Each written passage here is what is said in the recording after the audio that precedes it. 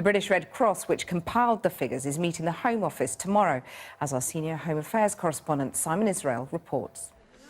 In this British Red Cross drop-in centre in a Manchester church, the destitute are growing.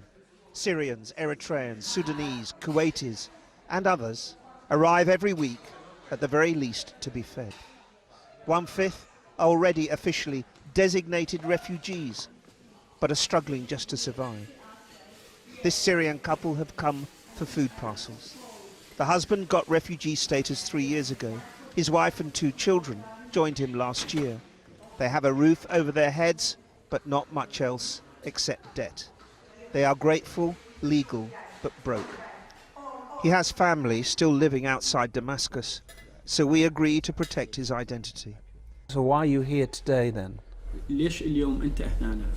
We need food parcels to survive, he says. There's been no support for my children. We are in difficult times. Close to 15,000 came calling on the Red Cross in the UK last year, needing help to survive, an increase of 10% on the previous year. Malik, a 53-year-old Nigerian, is one of them. He's here every week while he awaits a response to his asylum appeal. Diabetes is slowly destroying him. At times I beg on the street for me to survive. I have to beg. What's going to happen to you when you leave here later this afternoon? If I leave this center for next week now, then I've got nowhere to go. I've got no one to support me. That's it. If not for this center, like I said, things will have fallen apart. The rise in destitution among those granted refugee status is of particular concern. Support ends 28 days after asylum is granted. Not nearly long enough, argues the British Red Cross, as it witnesses more and more in desperate straits.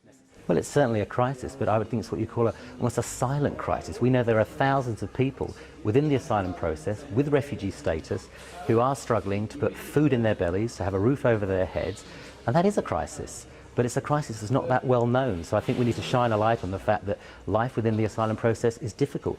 This family is originally from Kuwait, where they were stateless and persecuted. The father was granted asylum. His wife and children arrived 3 months ago, and already they are dependent on food parcels. The children don't qualify for free school meals. Do you come here every week now?